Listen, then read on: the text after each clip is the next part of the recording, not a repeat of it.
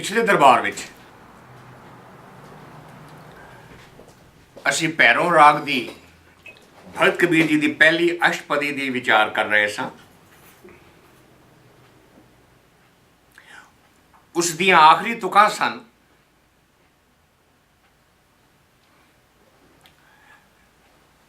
मन मध्य जाने जे कोए,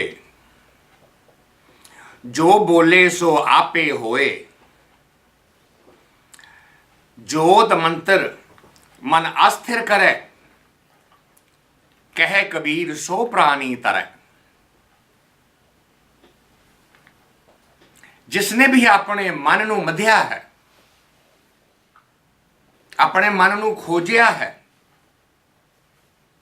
अपने विचारां नूं मधानी की तरह रिड़किया है,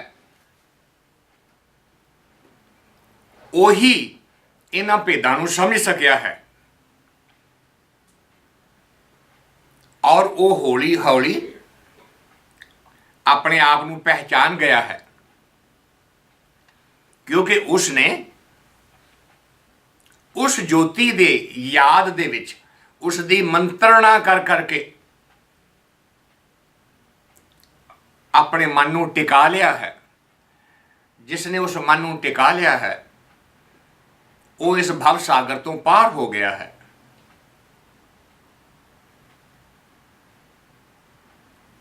पर उसकी निशानी की है जिस दे बारे उसने मंत्रणा की है। तो अगली अष्टपदी विच जिस दी मंत्रणा की गई है उसका खुलासा किया जाएगा, समझाया जाएगा। तो पहली अष्टपदी दे नाल दूसरी अष्टपदी का की संबंध है?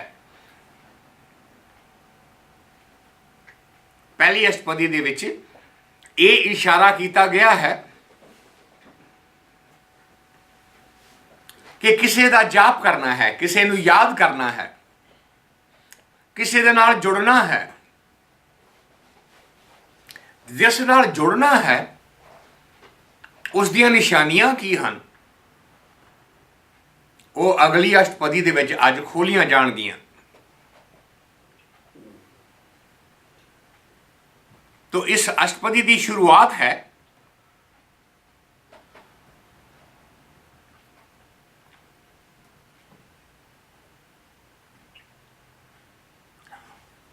कोट सूर जाकै प्रगास,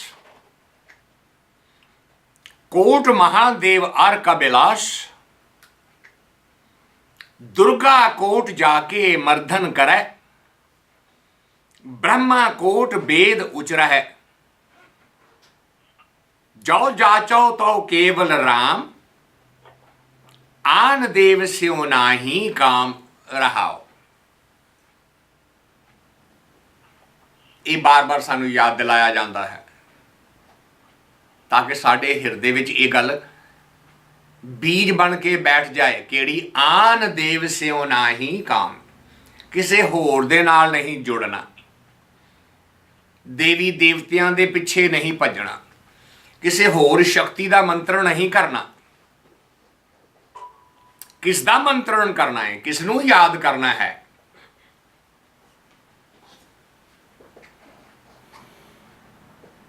जाओ जाचो तो केवल राम, उसका मंत्रण करना है। रामैया का मंत्र करना है जिहड़ा सारियां च रमिया होया। तो ये विचार साढ़े सामने बड़ी बार आया है। सानू बार बार ये चेतावनी देने लई, याद करवाउण लई कि जिहड़ा शब्द, जिहड़ा अखर रमैया की याद तुहानू नहीं करवाउंदा, उसकी याद नाल ना जुड़ना खतरा है उहदे विच।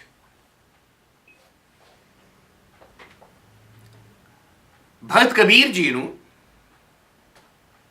जिन्नी वार भी राम का अखर याद आया है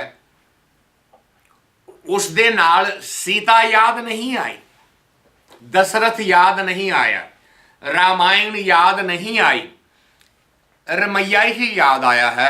इस करके कबीर जी का जपण का जिहड़ा शब्द सी वो राम ही सी। राम राम बोल बोल खोजते वडभागी, बोलो राम करे निस्तारा। उथे राम रमैया है ते जिन्हां नूं राम दा अखर याद करदियां होया रामायण याद आ गई है, उन्हां नूं राम दे अखर तो दूर रहना चाहिए है। राम दा अखर याद नहीं करना चाहिए उन्हां नूं। इसी करके बाणी 'च सानू इस तरह दी बहुत मिसालां दित्तियां गईयां हन। जे नामदेव जी बारे गल की गई है तो गोबिंद गोबिंद गोबिंद संगे नाम देव मन लीना, आद दाम को छीपरो होयो लाखीना। इशारा कर दिता कि भगत नामदेव जी का जाप का अखर जिहड़ा सी वो गोबिंद सी।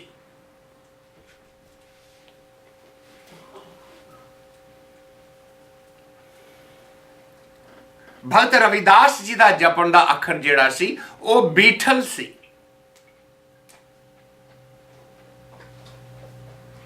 इसे करके श्री गुरु नानक देव के घर तो गुरसिखां दे लई जिहड़ा अखर आया, जिहदी होर कोई हिस्टरी नहीं, जिहदा होर कोई कहानी नहीं, वो वाहेगुरु है। गुरु गुरु जपना, वाहेगुरु जपना।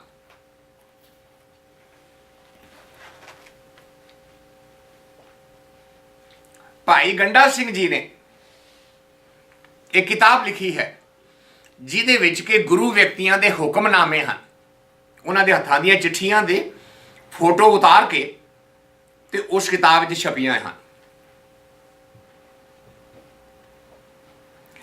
जदों उन्हां चिट्ठियां नूं तुसीं ध्यान नाल पढ़ो तां हर चिट्ठी दे विच उस दे खात्मे करन तो पहला थले एक सुनेहा भेजा जाता सी संगत नूं। दास ने उन्हां चिट्ठियां दे दर्शन कीते हैं ते थले लिखिया हुंदा सी, गुरु गुरु जपना जीवन सफरेगा।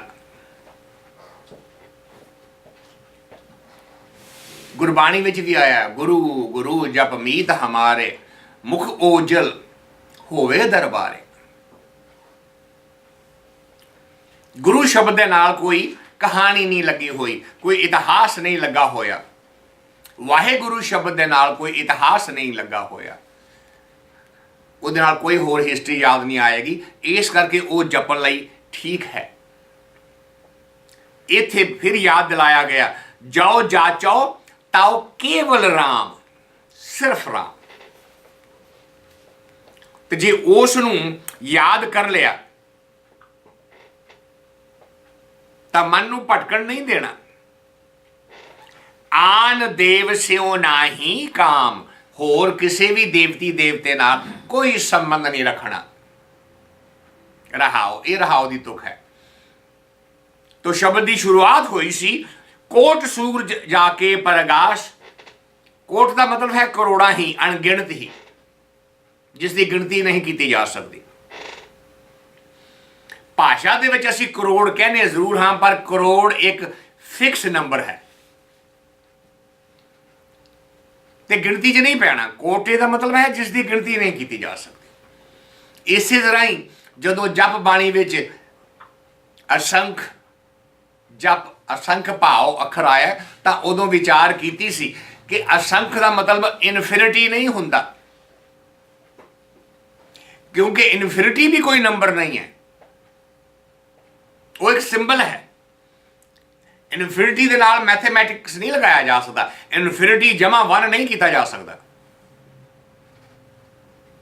जिहड़ी गिनती कीती ही नहीं जा सकती उहदे लई सिंबल है इनफिनिटी। सो जिथे भी कोटि अखर आया है या अनेक अखर आया है या असंख्य अखर आया है, उत्थे मतलब है कि एक गिनती तो बाहर है। जितनी सृष्टि है, जिस तरह सृष्टि नूं नहीं अंदाजा लगाया जा सकता, इसे तरह ही कोट सूर जाके प्रगाश। सूर का मतलब है सूरज, ते सूरज तो भाव है रोशनी। ਉਸ ਦੀਆਂ ਰੌਸ਼ਨੀਆਂ ਕਈ ਤਰੀਕੇ ਦੇ ਨਾਲ ਹਨ। ਇੱਕ ਛੋਟਾ ਜਿਹਾ ਕੀੜਾ ਹੈ ਜਿਹਨੂੰ ਅਸੀਂ ਰਾਤ ਦੇ ਵਿੱਚ ਬੈਠ ਕੇ ਤੇ ਵੇਂਦੇ ਹੁੰਦੇ ਸਾਂ ਬਚਪਨ ਵਿੱਚ।